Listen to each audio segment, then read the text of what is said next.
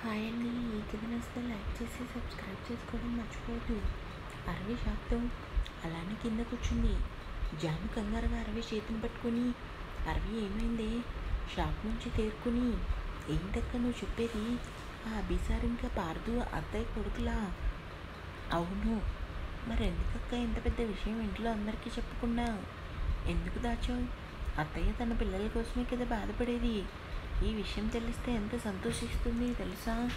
వద్దు అరవి, ఇప్పుడే చెప్పొద్దు. ఎందుకక్క? అత్తయ్య ముఖంలో సంతోషం చూసి ఎన్ని రోజులైంది? నువ్వెందుకు చెప్పొద్దంటున్నావు? అభిబావ చెప్పొద్దు అన్నాడు. ఎందుకు? ఏమోనే. ఆ రేఖ అదే మామయ్య సెకండ్ వైఫ్ ఉంది కదా, తన విశ్వరూపం బయటపెట్టి అత్తయ్యని మామయ్యని కలపాలని చూస్తున్నాడు. ఏంటి? కలపాలని చూస్తున్నాడా? అవును. ఎందుకు అలా చూస్తున్నావు? నాకు తెలిసి అత్తయ్య మామయ్యని యాక్సెప్ట్ చేయదు. అక్క, అత్తయ్యకి మామూలు అన్యాయం చేయలేదు మామయ్య. అబ్బిబావ కలపాలని చూస్తున్నాడు అంటున్నావు. నాకు తెలిసి నిజం చెప్తే బాగుంటుందని నా అభిప్రాయం. లేదు అరవి, బావ ఏం చేయాలనుకుంటున్నాడో చేయని. నువ్వు బావని లవ్ చేస్తున్నావా? జాను ఏడుస్తూ అరవిని హత్తుకుంది. అరవి చిన్నగా నవ్వుతూ, తెలుస్తుందక్క. ఎందుకు ఏడుస్తున్నావు? ఇప్పుడు ఏమైంది? పేరుకి అభి కానీ నిజంగానే బావ ఒంటరివాడు. జాను ఆ ఇంట్లో పారదు మామయ్య, రేఖ ముగ్గురు కలిసి ఉంటే ఈయన మాత్రం అందరికీ దూరంగా ఉంటారు. చిన్నప్పటి నుంచి అంతే. ఈరోజైతే ఏకంగా ఆయన భోజనం కూడా చేయలేదు. ఎందుకక్క? ఏమోనే, ఆ రేఖ మీద కోపం బావ నా మీద చూపిస్తున్నాడు. ఈరోజు ఇంటికి వెళ్ళాను. రేఖ గారు నన్ను చూసి కాసేపు నాతో మాట్లాడారు.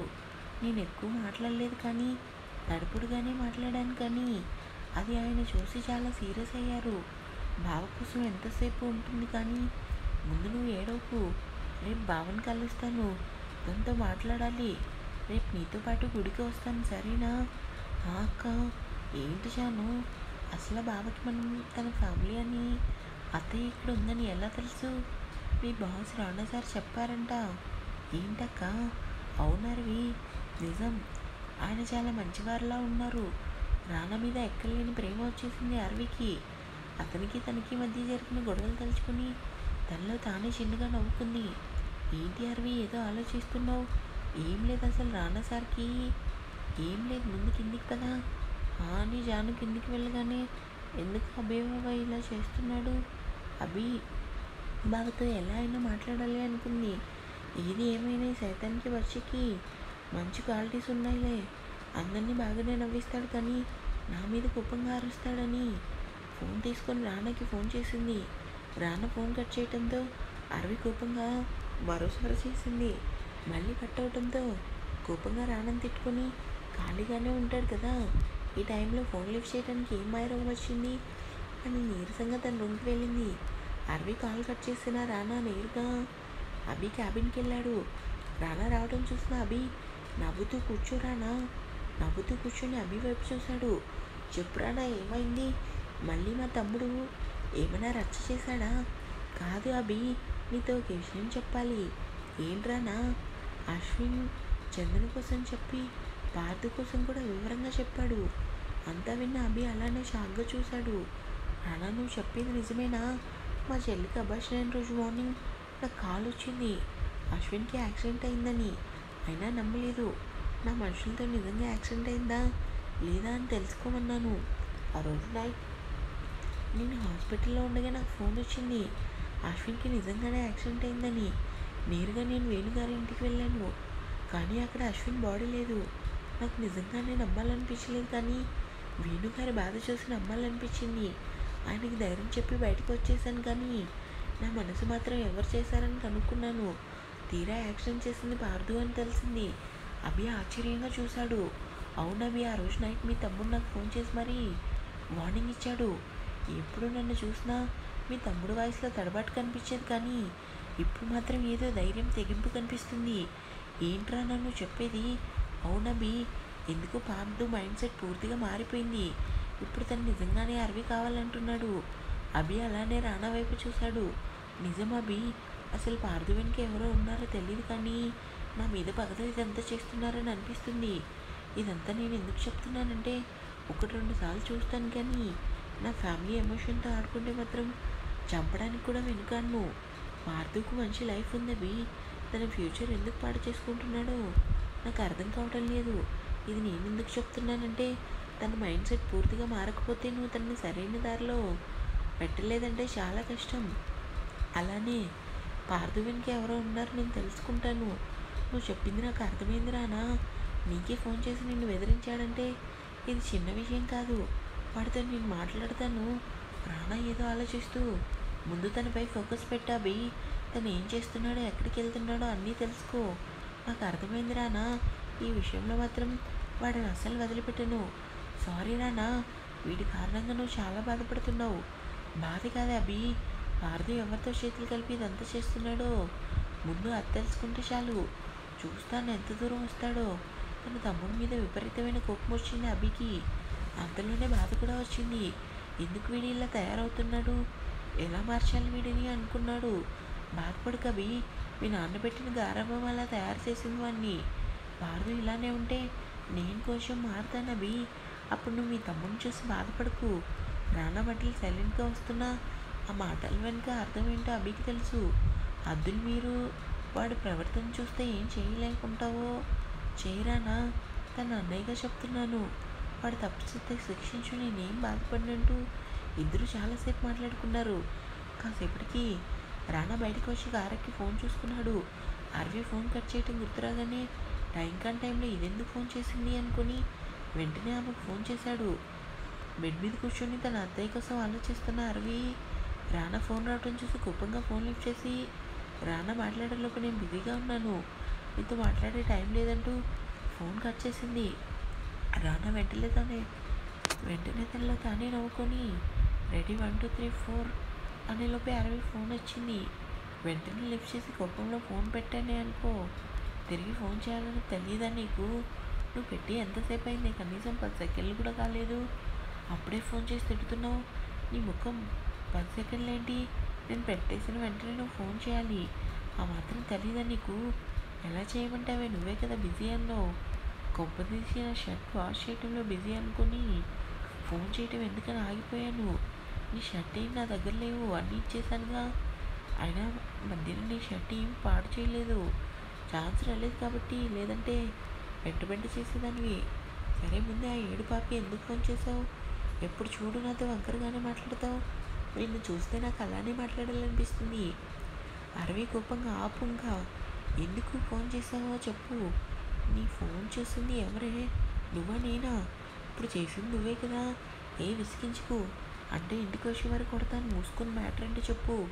అరవి నవ్వుతూ, థ్యాంక్ యూ, మా బావకి మా అత్తయ్య కోసం చెప్పావు కదా, అందుకే ఫోన్ చేశాను. ఓ అదా సంగతి, తమరికి ఈరోజే తెలిసిందా? పర్లేదు, నేను అనుకున్నంత సాడిస్టు అయితే కాదు. నీలో కూడా కొంచెం జాలి దయ ప్రేమ బాగానే ఏడ్చాయి. రానా చిన్నగా నవ్వుతూ, ఏంటి గొంతు పెంచుతున్నావు? నీ మీద నేను అరవగలనా? అది సరే, ఫ్యామిలీ కోసం నీకు ఎలా తెలుసు? కార్ షార్ట్ చేసి నాకు అన్నీది ఎలా తెలుస్తాయి? దేనికైనా బుర్ర ఉండాలి. అంటే నాకు లేదనా? నీకు ఉందో లేదో నాకు తెలియదు. ఎందుకు ఇలా మాట్లాడతావు? ఇప్పుడు ఏదోటి అంటూనే ఉంటావు. థ్యాంక్స్, బాయ్, ఉంటానని ఫోన్ పెట్టావా పగులుద్ది. నాకు చాలా పనులున్నాయి. నీకంత సీన్ లేదే. ఫుల్గా కడుపు నిండా వేసి బెడ్ మీద అడ్డదిడ్డంగా దొరుకుతున్నావు. ముందు డ్రెస్ చేసుకోవే. రానా మాటలకి అరవి టక్కుని పైకి లేచి మిర్రర్లో తనగా చూసుకుంది. టీషర్ట్ కొంచెం చిన్నగా ఉండటంతో ఆమె నడుము సగభాగం కనిపిస్తుంది. టీషర్ట్ కిందికి లాక్కుంటూ, నా డ్రెస్ బాగానే ఉంది, నువ్వు ఎందుకు అలా అంటున్నావు? నీ డ్రెస్ నిజంగానే సరిగా లేదు. బాబోయ్, అన్నీ నీకు ఎలా తెలిసిపోతాయి? కంప్లీస్ నా రూమ్లో సీసీ కెమెరా పెట్టావా ఏంటి? రానా నవ్వుతూ, నిజంగానే నీకు బుర్ర లేదు మెంటల్దానా? ఏంటో నువ్వు నాతో ఈ రకంగా మాట్లాడతావు? కొంచెం కూడా సిగ్గులేదా నీకు? నీకుంటే నాకుంటుందే. నిన్ను ఏడవకులే. సరే చెప్పు, తిన్నావా? తిన్నానా? నువ్వు తిన్నావా? తిన్నాను. సరే బాయ్. బాయ్, స్నానం చేసి భోజనం చేయండి. అబద్ధం చెప్పడం కూడా రాదు. మళ్ళీ కంపెనీ ప్రెసిడెంట్ ఎలా అయ్యావో. నిన్ను అరవి నవ్వుతూ, నన్ను నువ్వేం చేయలేవు, ఉంటాను అని ఫోన్ కట్ చేసింది. రానా నవ్వుకుని, మామూలు కిలాడి కాదు ఇది, నన్నే మాయ చేస్తుంది అనుకున్నాడు. అరవిలే, గుడికి రావా, టైం అయింది. బద్ధకంగా కళ్ళ తెరిచి ఏంటక్క పొద్దున్నే లేపావు? మర్చిపోయావా? బావని కలవాలన్నావు కదా, అవును కదా, మర్చిపోయాను. ఇప్పుడే రెడీ అవుతానక్క. చీర కట్టుకో నువ్వు, అదిగో సోఫాలో పెట్టాను. ఏంటి చీరనా? బాబాయ్ వద్దే, అసలే ఓణి వేసుకున్నందుకే నానా రచ్చ జరిగింది. ఇప్పుడు చీర అంటే ఏం జరుగుద్దో? ఓణి కట్టితే రచ్చ జరగడం ఏంటి? అబ్బే, అలాంటి ఏం కట్టుకుంటాను చీర అని ఆలోచిస్తూనే బయట లేచి టవల్ తీసుకుని వాష్రూమ్కి వెళ్ళింది. కాసేపటికి స్నానం చేసి బయటకు వచ్చిన అరవి జాను చేతి చీర కట్టుకుని అందంగా రెడీ అయింది. టైం అవుతుంది. సరే అక్క అని ఇద్దరు కిందికి వచ్చారు. ఎప్పుడు లేని అరవి చీర కట్టుకుని అందంగా రెడీ అయ్యేసరికి ఇంట్లో అందరూ షాక్గానే చూశారు. ఏంటి ఈరోజు ఇంత అందంగా రెడీ అయ్యావు? అబ్బా, మా గుడికి వెళ్తున్నామే, అందుకే రెడీ అయ్యాను. ఎలా ఉన్నాను? నీకేంటి బంగారు బొమ్మలా ఉన్నావు? అరవి నవ్వుతూ జానుతో కలిసి గుడికి వెళ్ళింది. గుడి ముందు ఆటో ఆగటంతో అరవి జాను ఇద్దరు ఆటో దిగారు. అప్పుడే మనసు బాగోలేక నైట్ నుంచి తన తమ్ముడు కోసం ఆలోచిస్తూ మనశ్శాంతి కోసం గుడికి వచ్చాడు అభి. ఎదురుగా ఎంతో అందంగా రెడీ అయినా జాను చూసి తనలో తానే నవ్వుకొని ముందుకు వచ్చాడు. ఎలా ఉన్నావు బావా? అప్పుడే చెప్పేసిందా మీ అక్క? జాను మాత్రం అభి ముఖం చూస్తుండిపోయింది. నిద్రలేక అతని ముఖం నీరసంగా అయిపోయింది. అక్క, నేను ఆటో వాడికి డబ్బులు ఇచ్చేసి వస్తాను, మీరు లోపలికి వెళ్ళండి. అభి జాను లోపలికి వెళ్ళగానే పార్దు కారు వచ్చి ఆగింది. పార్దు ఎదురుగా రానా కారు ఆగింది. ఆటో వాడికి డబ్బులు ఇచ్చిన అరవి రానా కారు చూడగానే ఆ పెదవులపై నవ్వు చేరింది. చూస్తుంటే సైతానికి భాష వచ్చినట్లున్నాడు అనుకుని తిన్నగా గుడి లోపలికి వెళ్లకుండా రానా దగ్గరికి వెళ్దామని ముందుకు వస్తుంటే అంతలోనే పార్దు కారు దిగి అరవిని చూస్తూ నవ్వుతూ ఆమె ముందుకు వచ్చాడు. అప్పుడే రానా కారు దిగాడు. అరవి ముందుకు నడుస్తున్న చేరుకొచ్చిన కాలుకు తగిలి ముందుకు పడిపోతుంటే వెంటనే పార్దు ఆమె చేతిని పట్టుకుని ఒక్కసారిగా ముందుకు లాగాడు.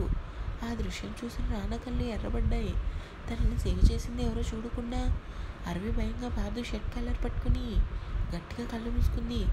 ఎదురుగా రానా కోపంగా చూస్తున్నాడని తెలిసి పార్దు మరో స్టెప్ ముందుకు వేయాలని కావాలని ఆమె నడుము దగ్గర చేయి వేద్దామని ఆమె చేతిని ఆమె నడుము దగ్గర తీసుకొచ్చాడు. రానా కోపంగా పిడికిలు బిగించి ఉరుమురుము చూశాడు. అంతలో అరవి తేరుకొని తనను పట్టుకుంది ఎవరో చూడకుండానే. చాలా థ్యాంక్స్ అని నేను దూరం జరిగింది. ఆ మాటకి మనోడికి ఇంకా మండి ఈసారి అరవి వైపు కోపంగా చూశాడు. మళ్ళీ మనకి థ్యాంక్స్ ఏంటి అరవి? పార్దు మాటలకి అరవి తలెత్తి నువ్వా? నేనే అరవి అంటూ అరవి దగ్గరికి వచ్చి ఆమె చేతిని పట్టుకొని పద లోపలికి వెళ్ళాం. అరవి భయంగా చూసి ఎవరో తనను చూస్తున్నట్టే అనిపించడంతో వెనక్కి తిరిగి చూసింది. అప్పటికే రానా కోపంగా చూసి ముందుకు వచ్చాడు. అరవి భయంతో గుడికలు మింగుతూ రానా వైపు చూస్తుంది. దేవుడా, ఇప్పుడు ఏం జరుగుతుంది? సైతానికి వచ్చి నిజంగానే నన్ను కొడతాడా? ఇంకా ఉంది.